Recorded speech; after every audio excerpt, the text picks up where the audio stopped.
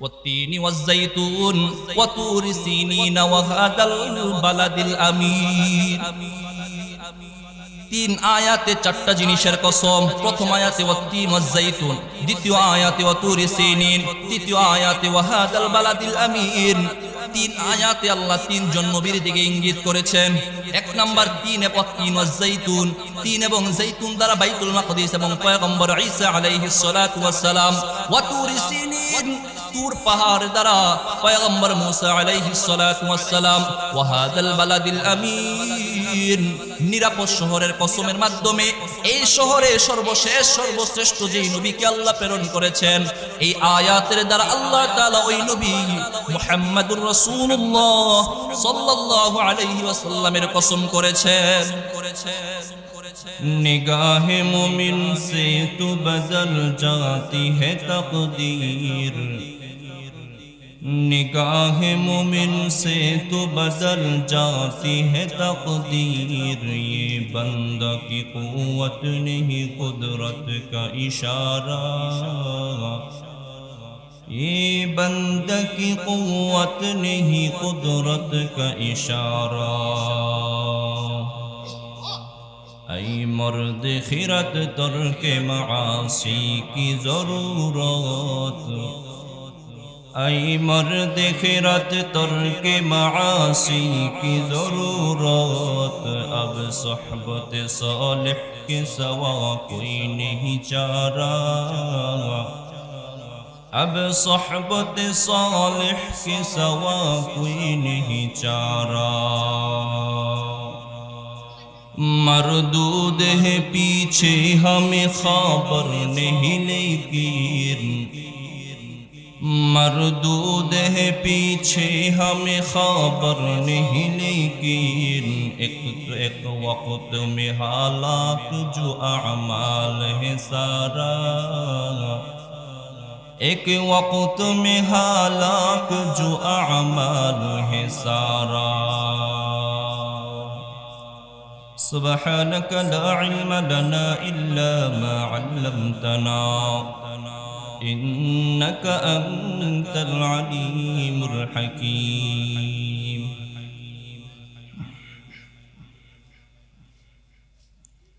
নারায়ণপুর চাউল বাজার ব্যবসায়ীদের উদ্যোগে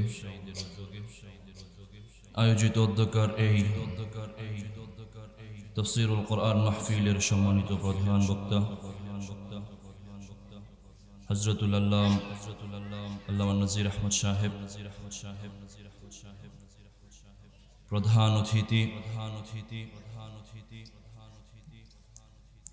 উজানির মুহতারাম পীর সাহেব হযরতুল আল্লামা হযরত মাওলানা ফজলে ইলাহি হাফিজাহুল্লাহ তাআলা সহ আরো যারা দিগার উলামায়ে কেরাম তাশরীফ এনেছেন, আলোচনা করবেন বা আমার পূর্বে আলোচনা করেছেন, আপনারা শুনেছেন। আল্লাহ তাআলা সকলের জবানে হায়াতে রিজিকে আমলের মধ্যে খায়র ও বরকত দান করেন, বলেন আমিন। মুহতারাম উপস্থিতি,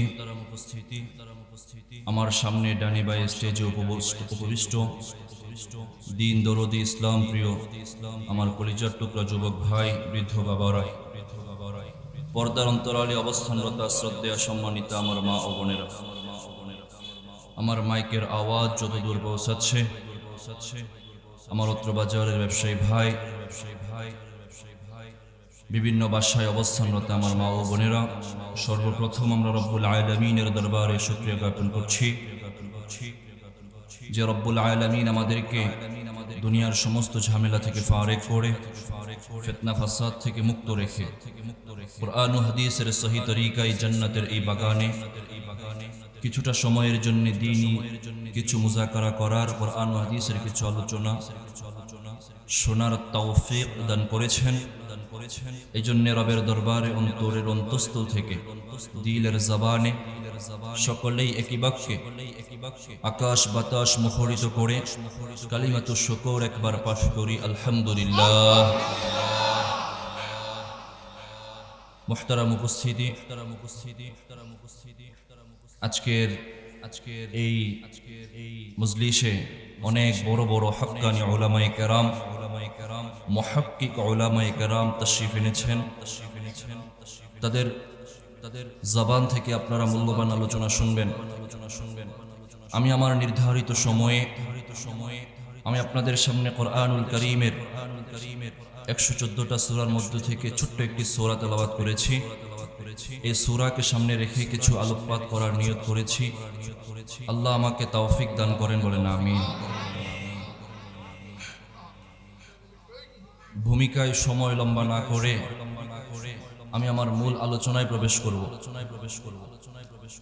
কেননা কোরআনুল কারীমের যদি ভিতরের কথা প্রকাশ করা হয়, শুধুমাত্র একটি আয়াত, একটি শব্দ, একটি সূরা, ছোট্ট থেকে ছোট্ট সূরাকে নিয়ে যদি কেন্দ্র করে কেউ কথা বলে, সারা রাত চলে যাবে, দিনকে দিন চলে যাবে, শেষ হওয়ার কথা না। চেষ্টা করব অল্প সময় আপনাদেরকে মূল কিছু কথা উপহার দেওয়ার। আমি আপনাদের সামনে যে একটি সূরা তেলাওয়াত করেছি, ইতিমধ্যে আপনারা সেই সূরাটার নামটা জানেন। সূরার নাম হলো সূরাতুত তিন। আপনারা জানেন না কোরআনুল কারীমে এমন একটা সূরা আছে? কোরআনুল কারীমের ধারাবাহিকতায় 1, 2, 3, 4 এই ধারাবাহিকতায় এটা হলো 95 নম্বর সূরা। 1 নম্বর সূরাতুল ফাতিহা, 2 নম্বর সূরা বাকারা, এই ধারাবাহিকতায় এটা হলো 95 নম্বর সূরা। আর আল্লাহর হাবিব সাল্লাল্লাহু আলাইহি ওয়াসাল্লামের উপর ওহীর মাধ্যমে নাজিলের ধারাবাহিকতা অনুযায়ী এই সূরাটা হলো 28 নম্বর সূরা। এই সূরাটা সূরাতুল বুরুজের পরে নাজিল হয়েছে। এই সূরার মাঝে 8টা আয়াত আছে, 34টা শব্দ আছে, 156টা অক্ষর আছে। চেষ্টা করব এই সূরাটাকে আপনাদের সামনে তরজমা এবং তাফসীরটা উপহার দেওয়ার। মুহতারাম হাজিরিন, প্রথমে আমি তরজমাটা, অর্থটা, মিনিংটা আমি আপনাদের কাছে ডিসকাস করব। মিনিংটা যদি বুঝেন, অর্থটা যদি বুঝেন, তাহলে তাফসীর শোনাটা, বোঝাটা সহজ হবে। তাহলে চলেন প্রথমে আমরা অর্থে আল্লাহ তাআলা কি বলেন সেটা শুনি। সূরাতুত তিন এটা মাক্কিয়া, মক্কি জীবনের সূরা, যেহেতু 28 নম্বর সূরা, শুরু জামানার সূরা। রব্বুল আলামিন বলেন, বিসমিল্লাহির রহমানির রহিম, পরম করুণাময় অসীম দয়ালু আল্লাহর নামেই শুরু করছি। প্রত্যেকটা সূরার শুরুতে বিসমিল্লাহ আছে না নাই? প্রত্যেকটা সূরার শুরুতে রব্বুল আলামিন বিসমিল্লাহ লাগায়া দিয়েছেন। একটা সূরার শুরুতে বিসমিল্লাহ নাই। সূরাতুত তাওবার শুরুতে বিসমিল্লাহ নাই। তাহলে পুরো কোরআনে বিসমিল্লাহর সংখ্যা কয়টা হবে? 113টা হওয়ার কথা, কিন্তু রব্বুল আলামিন একটা কম হবে, সেই কমতিটা রাখেন নাই। সূরাতুন নাহলের মাঝে অতিরিক্ত একটা বিসমিল্লাহ ঢুকাই দিয়েছেন, যেটা পয়গম্বর সুলাইমান আলাইহিস সালাতু ওয়াস সালাম রানী বিলকিসের কাছে চিঠি লিখেছিলেন। ওখানে আছে ইন্নাহু মিন সুলাইমান ওয়া ইন্নাহু বিসমিল্লাহির রহমানির রহিম।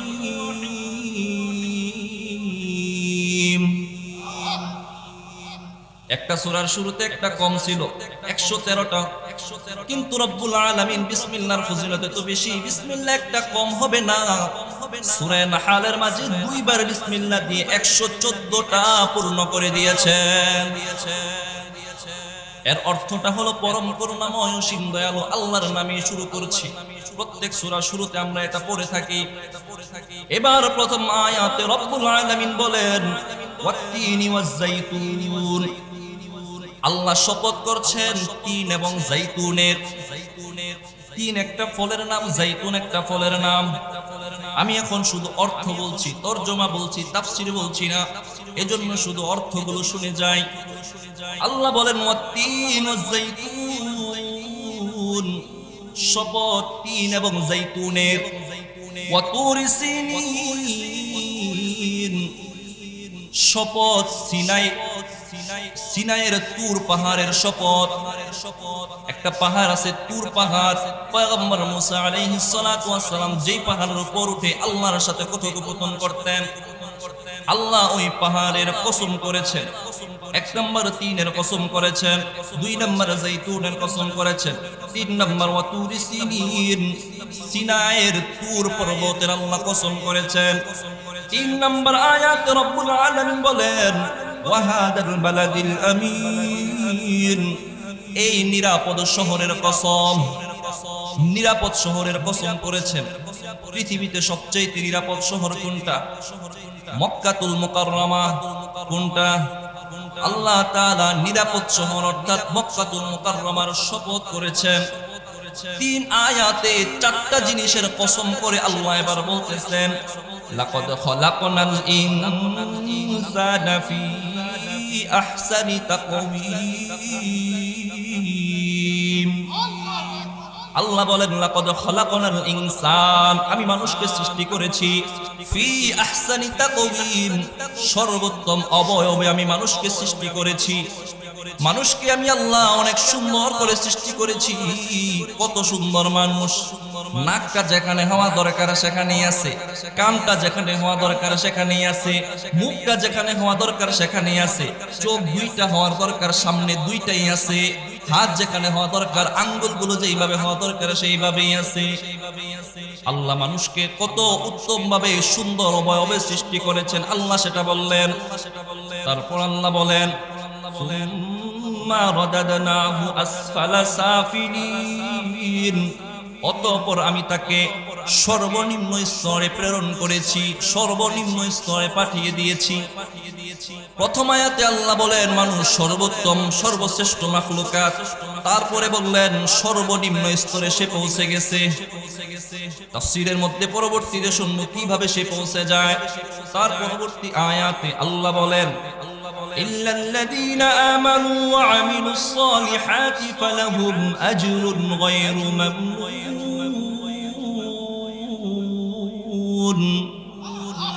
আল্লাহ বলেন তবে ওই সমস্ত মানুষ ব্যতীত যারা ঈমান আনে এবং নেক কাজ করে তারা ভালো, তাদের জন্য কি আছে? ফালাহুম আজরুন গায়রু মামনুন, তাদের জন্য আছে অবিচ্ছিন্ন পুরস্কার। যে পুরস্কার তাদেরকে দেয়া হবে কিয়ামত পর্যন্ত কোনদিন এই পুরস্কার তাদের থেকে ছিনিয়ে নেওয়া হবে না। অবিচ্ছিন্ন পুরস্কার তাদেরকে আল্লাহ দিবেন সেই ঘোষণা দিয়েছেন। তারপর আল্লাহ বলেন ফামা ইউকাযযিবুকা বা'দু বিদ্দীন, কোন জিনিস তোমাকে কিয়ামত সম্পর্কে কিয়ামতকে অস্বীকার করতে উদ্বুদ্ধ করেছে?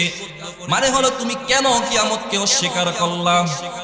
কাফের মুশরিকদের একদল কিয়ামতকে অস্বীকার করত, এখনো একদল মানুষ আছে, বিধর্মীদের মধ্যে মানুষ আছে, তারা মৃত্যুর পরে আরেকটা যে জগৎ আছে ওই জগৎকে বিশ্বাস করে না, কিয়ামতের মাঠকে বিশ্বাস করে না, হিসাবাদিকে বিশ্বাস করে না, মিজানের পাল্লাকে বিশ্বাস করে না, পুলসিরাতের ব্রিজ আছে সেটা বিশ্বাস করে না, আল্লাহ যে ডান হাতে আমলনামা দিবেন বাম হাতে বদিটা দিবেন সেটা বিশ্বাস করে না। আল্লাহ বললেন ফামা ইউকাযযিবুকা বা'দু বিদ্দীন, কোন জিনিস তোমাকে কিয়ামতকে অস্বীকার করতে উদ্বুদ্ধ করলো? তারপর আল্লাহ বলেন আলাইসাল্লাহু বিআহকামিল হাকিমিন, আল্লাহ কি সকল বিচারকের সর্বশ্রেষ্ঠ বিচারক নন? আল্লাহ প্রশ্ন করলেন আপনারা বলেন আল্লাহ কি সকল বিচারকের সর্বশ্রেষ্ঠ বিচারক কিনা? হ্যাঁ, আল্লাহ সর্বশ্রেষ্ঠ বিচারক। এজন্যই মুফাসসিরিনে কেরামগণ লিখেন এই সূরা যখন কেউ শেষ করবে শেষ আয়াতে যেহেতু আছে আলাইসাল্লাহু বিআহকামিল হাকিমিন, একটা প্রশ্ন আছে আল্লাহ কি সর্বশ্রেষ্ঠ বিচারক নন? এর জন্য উত্তরটাও দেওয়া ওয়াজিব। যদি আপনি বাহিরে থাকেন উত্তর দিতে হবে। কেউ কেউ বলেন উত্তর দেয়া মুস্তাহাব। বালা ওয়া আনা আলা যালিকা মিনাশ শাহিদিন, অর্থাৎ বালা হা আল্লাহ বলেন সর্বশ্রেষ্ঠ বিচারক, ওয়া আনা আলা যালিকা মিনাশ শাহিদিন, আল্লাহ যে সর্বশ্রেষ্ঠ বিচারক আমি এটা সাক্ষ্য দিচ্ছি। আল্লাহ যে সর্বশ্রেষ্ঠ বিচারক আমরা সাক্ষ্য দেই কি দেই না? আমরা সাক্ষ্য দেই। আমরা মুসলমান, বিশ্বাস করি আল্লাহ এক, আল্লাহ অদ্বিতীয়। আমরা এটা বিশ্বাস করি। মুসলমানদের একটা আকীদা, প্রথম বিশ্বাস আল্লাহর উপর। কত সুন্দর করে আল্লাহ তাআলা এই সূরাটা নাজিল করলেন। এই সূরার মাঝে কিছু কথা আল্লাহ তার হাবিবের মাধ্যমে উম্মতকে জানায়া দিলেন। তরজমাটা শুনলাম, আমার সময় যেটুকু আছে এতটুকুর মাঝে চেষ্টা করব আবার তাফসীরটাও বলে দেয়ার, কেননা সময় এবং নদীর স্রোত কারোর জন্য অপেক্ষা করে না। 8:30 পর্যন্ত সময় দেওয়া হয়েছিল, হুজুর আসলে আমি ছেড়ে দিব। এর আগ পর্যন্ত চেষ্টা করব অল্প করে হলেও গুছিয়ে আলোচনাটা শেষ করা। এজন্য এদিক সেদিক কথা অল্প গুছিয়ে কমিয়ে মূল আলোচনা বলার চেষ্টা করছি। আমার ভাই, তরজমা শেষ হলো, এবার আয়াতের শব্দে শব্দে কিছু তাফসীর আমরা শুনবো ইনশাআল্লাহ। আল্লাহ তাআলা প্রথম আয়াতে বলেন, ওয়াত্তিনি ওয়াজ্জাইতুন, ওয়াত্তিন, তিনের কসম। তিন নামক একটা ফল আছে, যেই ফলটা মানুষ খায়। ওয়াজ্জাইতুন, জাইতুন নামেও একটা ফল আছে, যেই ফলটা মানুষ খায় এবং জাইতুনের তেল মানুষ ব্যবহার করে। জাইতুন, এখন আমরা জাইতুন আরবি শব্দের চেয়ে ইংরেজিটা ভালো বুঝি। যদি বলা হয় অলিভ অয়েল তেল, চিনবেন না? হ্যাঁ, অলিভ অয়েল যেটা, সেটাই জাইতুনের ইংরেজি। জাইতুন একটা ফল আছে, তিন একটা ফল আছে। এই দুই ফলের আল্লাহ কসম করেছেন। কেন আল্লাহ এই দুই ফলের কসম করলেন? আমার ভাই, এই দুইটা ফল মানুষ খায়, এই একটা জাইতুনের তেল মানুষ ব্যবহার করে। বিজ্ঞানীরা রিসার্চ করেছে, আমাদের রাস্তার মধ্যে ল্যাম্প পোস্ট আছে না নাই? ল্যাম্প পোস্ট চিনেননি? যত উন্নত রাস্তা আছে, প্রত্যেক উন্নত রাস্তার মাঝে ল্যাম্প পোস্ট আছে, লাইট আছে, সৌন্দর্য বর্ধনের জন্য লাইট লাগানো হয়। এখন বিদ্যুতের আলো দিয়ে চলে। এই ল্যাম্প পোস্ট যেদিন আবিষ্কার হয়েছে, সেটা কিভাবে আবিষ্কার হয়েছিল? বিজ্ঞানীরা বলেন, সর্বপ্রথম মানুষ জাইতুনের তেল একটা বাটিতে রেখেছে। এই জাইতুনের তেল থেকে একটা সলিতা দিয়ে উপরে আগুন ধরিয়ে দিয়েছিল। এই উপরে আগুন ধরিয়ে দেওয়ার মাধ্যমে জাইতুনের তেল থেকে ল্যাম্প পোস্ট আবিষ্কার হয়েছে। ধীরে ধীরে জমানা উন্নত হয়েছে। জমানা উন্নত হওয়ার মাধ্যমে মানুষ এখন আর কুপি ব্যবহার করে না, মানুষ এখন আর হারিকেন ব্যবহার করে না, মানুষ এখন আর জাইতুনের তেলের ল্যাম্প পোস্ট ব্যবহার করে না, উন্নত ল্যাম্প পোস্ট হয়ে গিয়েছে। এই হলো জাইতুনের তেল। তিন এবং জাইতুন, এটা সর্বপ্রথম। এখন বর্তমানের ফিলিস্তিন, বাইতুল মাকদিসের ফিলিস্তিন, ওখানে চাষাবাদ হতো।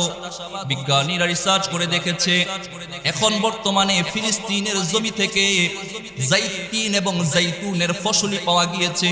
বিজ্ঞানীরা রিসার্চ করে দেখলো, আজ থেকে 10,000 বছর পূর্বের এই ফসলিগুলো, এবং আনুমানিক চিন্তা করে দেখলো, রিসার্চ করে দেখলো, হযরত আদম আলাইহিস সালাতু ওয়াস সালাম যখন দুনিয়াতে এসেছিলেন, তার সন্তানাদির মাধ্যমে দুনিয়ার শুরু জমানায় যখন চাষাবাদ হতো, সেটা আজ থেকে প্রায় 10,000 বছর আগের কথা।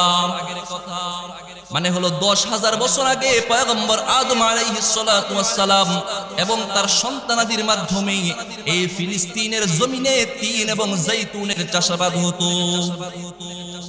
আর ফিলিস্তিনের মাটিটা এত পবিত্র মাটি, দেখেন না, ইহুদি হায়েনাদের নজর এখানে আছে না নাই? ইহুদি হায়েনাদের কালো থাবা, হিংস্র থাবা এই বাইতুল মাকদিসকে ঘিরে রেখেছে। তারা পৃথিবীর অন্য কোন রাষ্ট্রে, অন্য কোন জায়গার দিকে থাবা দেয় না, তারা এই বাইতুল মাকদিসের দিকে থাবা দিয়ে আছে। কারণটা হলো একটা, পৃথিবীর যে তিনটা বড় বড় মসজিদ আছে, বাইতুল্লাহর পরে মসজিদে নববী, মসজিদে নববীর পরে তৃতীয় শ্রেষ্ঠ মসজিদটা হলো বাইতুল মাকদিস। আর আদম সফিউল্লাহ থেকে মুহাম্মদুর রাসূলুল্লাহ সাল্লাল্লাহু আলাইহি ওয়াসাল্লাম পর্যন্ত প্রত্যেকটা নবী এই বাইতুল মাকদিসে ভিজিট করেছিলেন, সবাই এই বাইতুল মাকদিসে গিয়েছিলেন। আমার ভাই, বলা ওটা উদ্দেশ্য না, বলা উদ্দেশ্য হলো ওয়াত্তিন ওয়াজ জাইতুন। আল্লাহ তাআলা তিন এবং জাইতুনের কসম করলেন। এই তিন এবং জাইতুন ওই জায়গায় পাওয়া যায়, ওইখান থেকেই এর উৎপত্তি স্থল। পৃথিবীর আনাচে কানাচে ভিন্ন ভিন্ন স্থানে এই জাইতুন পাওয়া যায়। জাইতুন, তিন এবং জাইতুন খেয়েছেন আপনারা? এটা খাবেন, পাওয়া যায়, এখন নারায়ণপুর বাজারও পাবেন। এটার অনেকগুলো উপকারিতা আছে, শুনবেন। 35টা উপকার আছে, শারীরিক উপকার আছে। আমি আপনাদেরকে 35টা উপকার পড়ে শোনাচ্ছি। 1 নাম্বার, তিন এবং জৈতুন হজম শক্তি বৃদ্ধি করে। 2 নাম্বার, কোষ্ঠকাঠিন্য দূর করে। 3 নাম্বার, দেহের টক্সিন বের করতে সাহায্য করে। 4 নাম্বার, রোগ প্রতিরোধ ক্ষমতা বাড়ায়। 5 নাম্বার, ত্বক ও চুলের জন্য উপকারী। 6 নাম্বার, ডায়াবেটিস নিয়ন্ত্রণে সহায়ক।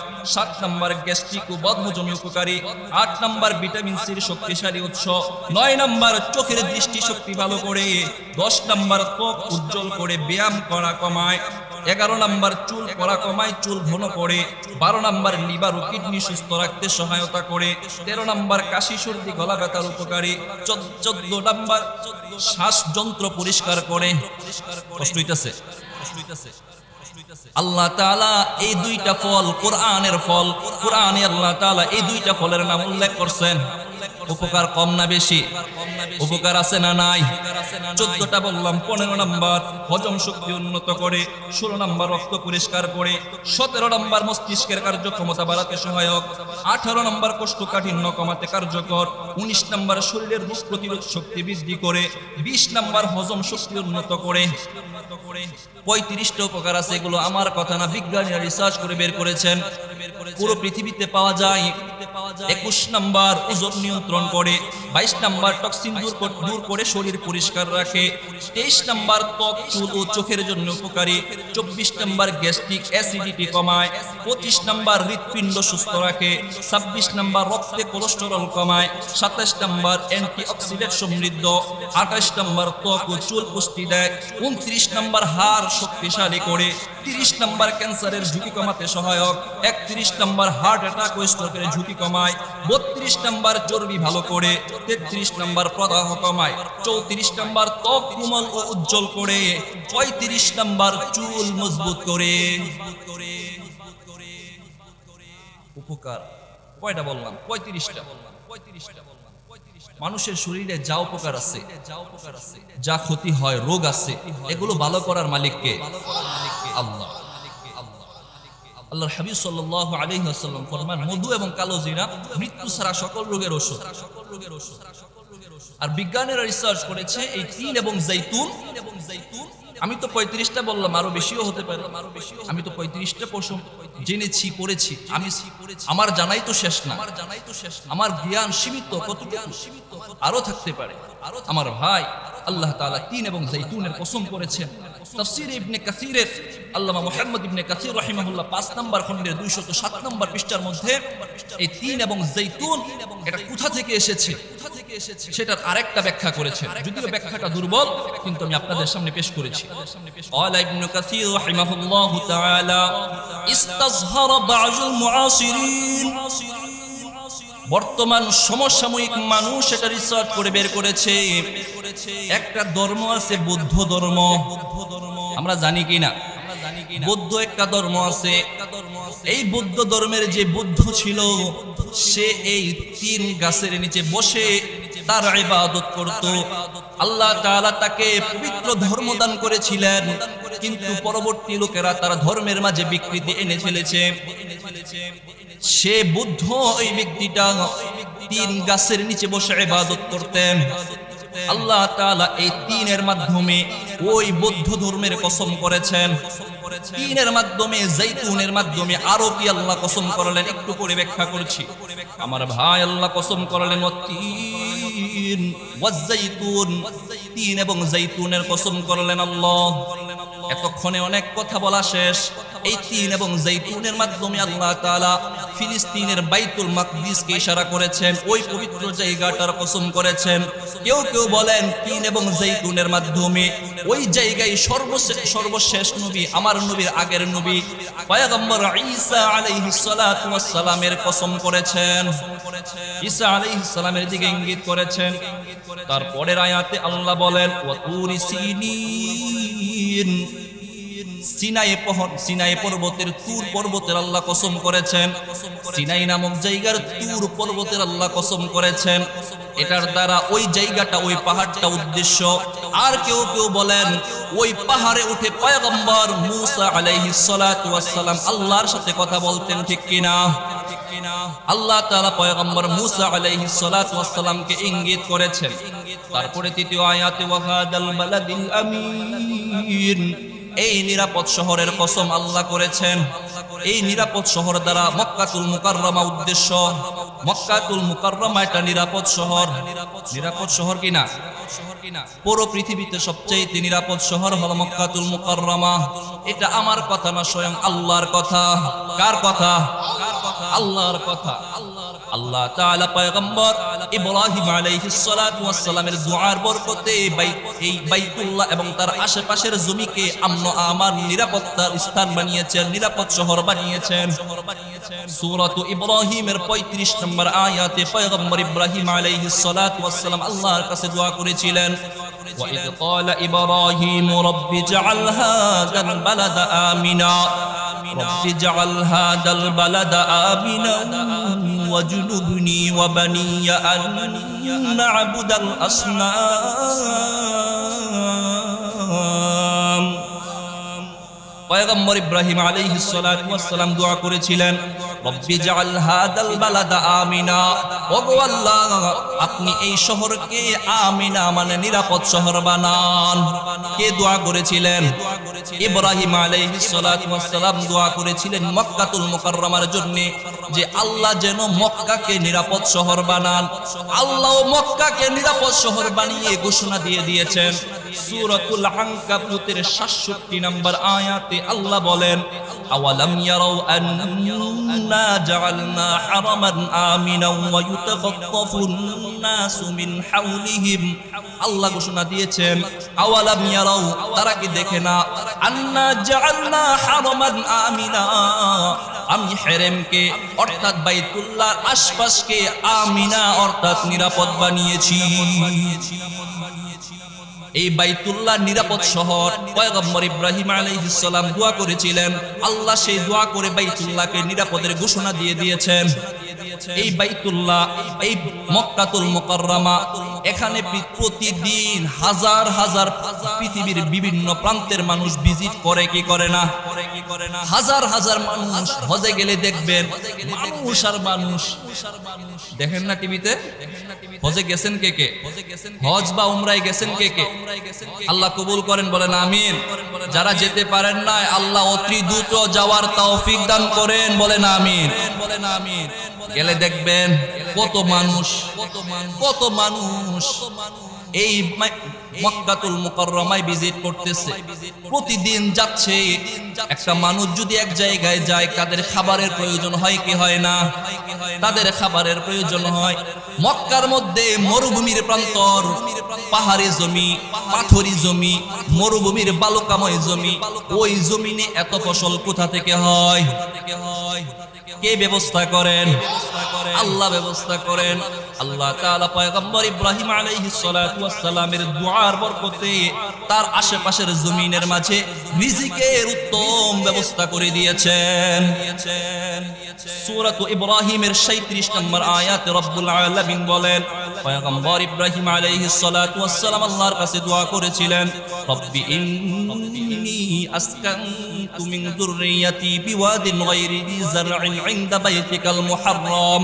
ওগো আল্লাহ, আমি আমার এই সন্তান, শিশু সন্তান ইসমাঈল এবং তার মা হাজারাকে এই জমিনে রেখে গেলাম। ওগো আল্লাহ, তাদের কাছে কিছু খাবার নাই, অল্প কিছু খেজুর এবং পানিও দিয়ে গেলাম। আল্লাহ, আপনার বাইতুল্লাহর আশেপাশে দিয়ে গেলাম, আপনি তাদের জন্য উত্তম রিজিকের ব্যবস্থা করে দিয়েন। আল্লাহ করে দিছেননি? হ্যাঁ, যেখানে হাত দিছেন, যেখানে পাড়া দিছেন, ওইখান থেকেই বরকত শুরু হয়ে গিয়েছে। শিশু ইসমাঈল পানির পিপাসায় কাতর, পানির জন্য মা হাজেরা সাফা থেকে মারওয়ায় দৌড়ায়, মারওয়া থেকে সাফার মধ্যে দৌড়ায়। আল্লাহর কাছে দৌড়টা এত পছন্দ হয়ে গিয়েছে, আল্লাহ পরবর্তী সমস্ত উম্মতের জন্য জানায়া দিলেন, ও আমার বান্দা বান্দিরা, তোমরা যখন হজে যাইবা, উমরায় যাইবা, এই জায়গায় যদি না দৌড়াও, তোমাদের হজ উমরা আমি আল্লাহ কবুল করব না। পানির জন্য দৌড়াইছে। দৌড়ানোর পরে একটু পরে দেখে কোথা থেকে যেন পানির একটা আওয়াজ শুনতে পাওয়া যায়। পয়গম্বর শিশু ইসমাঈল পানির পিপাসায় পা দুইটা নাড়াচাড়া করতেছে। শিশুরা দেখবেন পা বেশি নাড়াচাড়া। আমার ভাই সময় কম, আল্লাহ যে বললেন বালাদে আমিন, নিরাপদ শহর, এই সব শহরের আরো কিছু বরকত আছে। পয়গম্বর ইব্রাহিম আলাইহিস সালাতু ওয়াস সালাম আল্লাহর কাছে দোয়া করেছিলেন, আল্লাহ আপনি আমার বংশ থেকে এই মক্কার জমিনে আখির জামানার পয়গম্বরকে পাঠায়েন। আল্লাহু আকবার, আল্লাহু আকবার। আল্লাহ তাআলার কাছে পয়গম্বর ইব্রাহিম আলাইহিস সালাতু ওয়াস সালাম দোয়া করেছিলেন। সূরাতুল বাকারার 129 নম্বর আয়াতে আল্লাহ তাআলা পয়গম্বর ইব্রাহিম আলাইহিস সালাতু ওয়াস সালামের দোয়াটা উল্লেখ করেছেন, রব্বানা ওয়াবআথ ফীহিম রাসূলাম মিনহুম ইয়াতলু আলাইহিম আয়াতিহি ওয়া ইউযাক্কিহিম ওয়া ইউআল্লিমুহুমুল কিতাবা ওয়াল হিকমাহ। পয়গম্বর ইব্রাহিম আলাইহিস সালাতু ওয়াস সালাম দোয়া করেছিলেন, রব্বানা ওগো আল্লাহ ওয়াবআথ ফীহিম রাসূলাম মিনহুম ইয়াতলু আলাইহিম আয়াতিহি, আপনি যে আখির জামানার পয়গম্বরকে পাঠাইবেন, যে আপনার নিদর্শনাবলী পেশ করবে, নিদর্শনাবলী তেলাওয়াত করবে। আল্লাহ গো আমার বংশ থেকে এই মক্কাতুল মুকাররমায় আপনি শেষ নবীকে পাঠায়েন। আল্লাহ পাঠাইছেননি? আমার নবী কোন জায়গায় জন্মগ্রহণ করেছেন? মক্কায়, জানেন না? হাজী সাহেবরা দেখেছেন। এখন বর্তমান সৌদি সরকারের যে বাড়িটা, এর এইদিকে আবু জাহেলের ঘরের একটু এদিকে দুইটার মাঝখানে যেই পাহাড়টা আছে, পাহাড়ের পাদদেশে একটা হলুদ বিল্ডিং আছে, যেটাকে বর্তমান সরকার পাঠাগার বানিয়ে রেখেছে। ওই জায়গাটাই হলো আমার নবীর জন্মস্থল। ওই জায়গায় আমার নবী জন্মগ্রহণ করেছেন। আল্লাহ তাআলা পয়গম্বর ইব্রাহিম আলাইহিস সালাতু ওয়াস সালামের দোয়াটা কবুল করেছেন। ওই জায়গায় যে আমার নবীকে পাঠাইছেন, এটা তো আমরা দেখতেই আছি। তারপরেও আল্লাহ কোরআনের মধ্যে ঘোষণা জানাইয়া দিয়েছেন, সূরাতুল জুমার 2 নম্বর আয়াতে রব্বুল আলামিন বলেন, هو الذي بعث في الأميين رسولا منهم يتلو عليهم آياته ويزكيهم ويعلمهم الكتاب والحكمة وإن كانوا من قبله لفي ضلال مبين। আল্লাহ বলেন, হুয়াল্লাযী বা'আসা ফিল উম্মিয়িনা রাসূলাম মিনহুম, তোমাদের মধ্য থেকে তোমাদের রাসূলকে এই মক্কাতুল মুকাররমায় পাঠানো হয়েছে। আল্লাহ ঘোষণাটা জানায়া দিলেন। আমি বলা উদ্দেশ্য ছিল, আল্লাহ যে কসম করেছেন, ওয়াহাদাল বালাদিল আমিন, এই নিরাপদ শহরের কসম। এই নিরাপদ শহর অনেক মাধ্যমে। এক নাম্বার হলো এই জায়গাটাকে আল্লাহ নিরাপদ বানিয়েছেন, এর ঘোষণা আল্লাহ দিয়েছেন। এই জায়গার মধ্যে আল্লাহ তাআলা রিজিকের উত্তম ব্যবস্থা করেছেন, সেই ঘোষণাও আল্লাহ দিয়েছেন। 3 নাম্বার, এই জায়গার মধ্যে আখির নবীকে আল্লাহ প্রেরণ করেছেন, সেই ঘোষণাও আল্লাহ দিয়েছেন। আমার ভাই কিছু পয়েন্ট আমি উল্লেখ করে দিব। এই মক্কাতুল মুকাররমা আরো কি কি কারণে শ্রেষ্ঠ, মানে বালাদে আমিন। এই শহরটা কেন নিরাপদ শহর, এই শহরের মাঝে কেন বরকত আছে, আরো কিছু 10টা কারণ উল্লেখ করছি। 1 নাম্বার, এই শহরের মাঝে বাইতুল্লাহ আছে, আল্লাহর ঘর আছে, এই জন্য এই শহরটা নিরাপদ, এই শহরের মর্যাদা বেশি। 2 নাম্বার, এই শহরের মাঝে হেরেম শরীফ আছে, যেটাতে তাওয়াফ করেন, নামাজ আদায় করেন। বাইতুল্লাহর চতুর্পাশে যেই নামাজের জায়গাটা আছে হেরেম, এই শহরের মাঝে হেরেম শরীফ আছে, সম্মানিত স্থান আছে, এই জন্য এই শহরের মর্যাদা বেশি। 3 নাম্বার, এই শহরের মাঝে হজ এবং উমরার নিদর্শনগুলো আছে, এই জন্য এই শহরের মর্যাদা বেশি। 4 নাম্বার, এই শহরের জন্য পয়গম্বর ইব্রাহিম আলাইহিস সালাতু ওয়াস সালাম দোয়া করেছিলেন, এই জন্য এই শহরের মর্যাদা বেশি। 5 নাম্বার, এই শহরের মাঝে বাইতুল্লাহর পাশে জমজমের কূপ আছে, এই জন্য এই শহরের মর্যাদা বেশি। 6 নাম্বার, এই শহরে বাইতুল্লাহর পাশে সাফা এবং মারওয়া পাহাড় আছে, এই জন্য এই শহরের মর্যাদা বেশি। 7 নাম্বার, বাইতুল্লাহর ঠিক দক্ষিণ দিকে হাতিমে কাবা আছে। হাতিমে কাবা আছে, যেটা কিছু সময়ের জন্য খোলা হয়, যেটা কাবার ভিতরের অংশ ছিল। এই শহরে হাতিমে কাবা আছে, এই জন্য এই শহরের মর্যাদা বেশি। 8 নাম্বার, এই শহরে হজরে আসওয়াদ নামক একটা পাথর আছে, যেই ব্যক্তি এই পাথরে একবারে চুমু দিবে, আল্লাহ পাক রব্বুল আলামিন তার পিছনের সমস্ত গুনাহগুলো মাফ করে দিবেন। এই শহরে হজরে আসওয়াদ নামক পাথর আছে, দামি পাথর আছে, এই জন্য এই শহরের মর্যাদা বেশি। 9 নাম্বার, এই শহরের মাঝে আরাফা আছে, মিনা আছে, মুজদালিফা আছে, সম্মানিত স্থানগুলো আছে, এই জন্য এই শহরের মর্যাদা বেশি।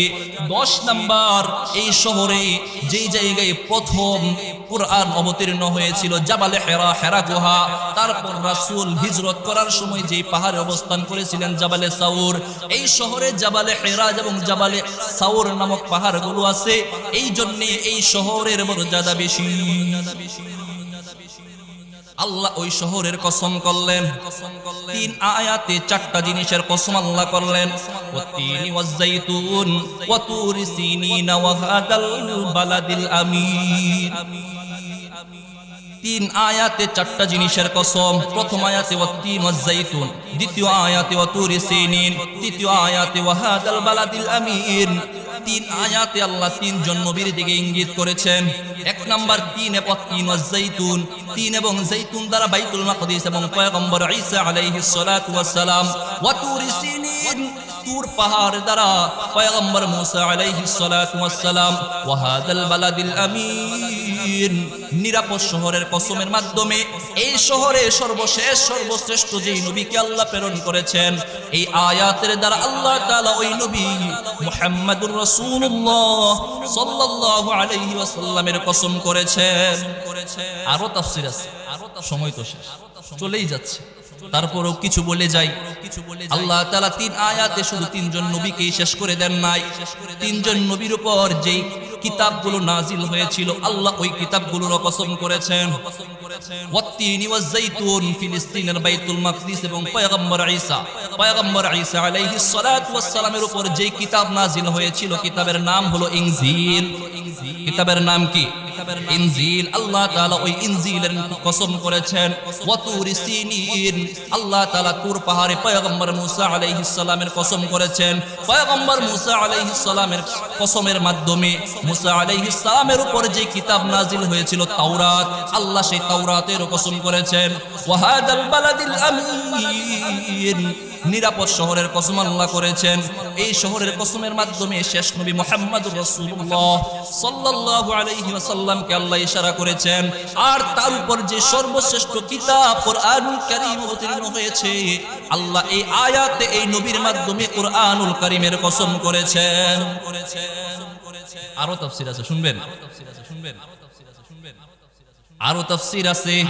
ওয়াত্তিন, 3-এর তাফসীর যখন বলেছিলাম বৌদ্ধ ধর্মের প্রবর্তক বুদ্ধ, গৌতম বুদ্ধ এই 3 গাছের নিচে বসে তিনি ইবাদত করতেন।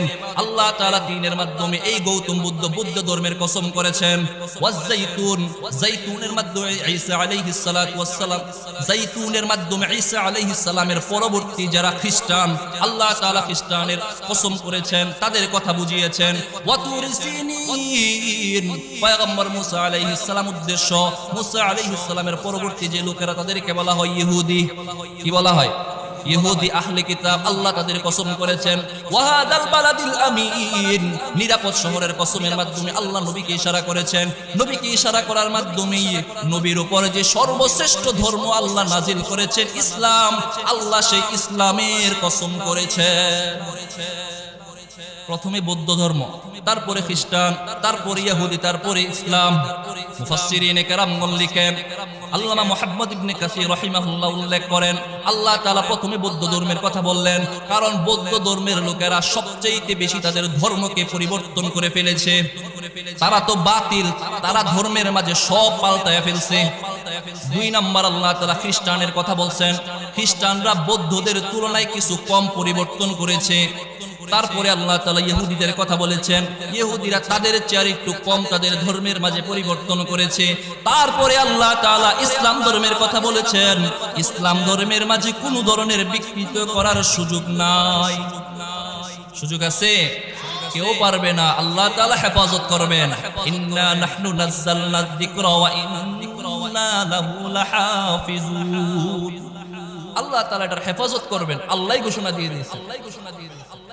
এজন্য এটাকে পাল্টিয়ে দেওয়ার ক্ষমতা কারো আছে? কারোই ক্ষমতা নেই। কাকে পাল্টাবেন? যদি পৃথিবী থেকে এই মুসহাফকে উঠিয়ে দেওয়া হয়, এই সিনার ভিতরে কোরআন আছে না নাই?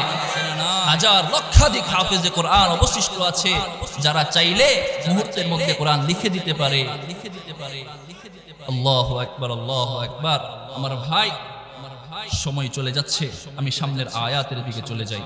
আল্লাহ তাআলা এই 3 আয়াতের কসমের পরে বলতেছেন, লাকাদ খালাকনাল ইনসানা ফি আহসানি তাকওয়িম। আল্লাহ বলেন, আমি মানুষদেরকে সর্বোত্তম অবয়বে সৃষ্টি করেছি। মানুষ সুন্দর কিনা? মানুষ সবচেয়ে সুন্দর। নাকটা যেখানে হওয়া দরকার সেখানেই আছে। যদি কারো নাক কপালে থাকে কেমন লাগবে? আরে ভাই, সাধারণত নাক যদি একটু বেটে হয়, একটু গুচা হয়, তাহলেই তো নিজের মুখটা লুকায় রাখে, দেখাইতে ভালো লাগে না। যেই জায়গায় যেটা হওয়া দরকার আল্লাহ সেই জায়গায় সেটাকে স্থাপন করে দিয়েছেন। চোখ যদি একটা সামনে থাকতো আর একটা পিছনে থাকতো ভালো হইতো। সে যে কোন দিকে হাঁটবে সে দ্বিধায় মরে যেত, কারণ কোনটা খোলা রেখে হাঁটবে, সামনেরটা না পিছনেরটা, সে দ্বিধায় মরে যেত। আল্লাহ যদি হাতের আঙ্গুল 4টা দিতেন চলতে পারতেননি।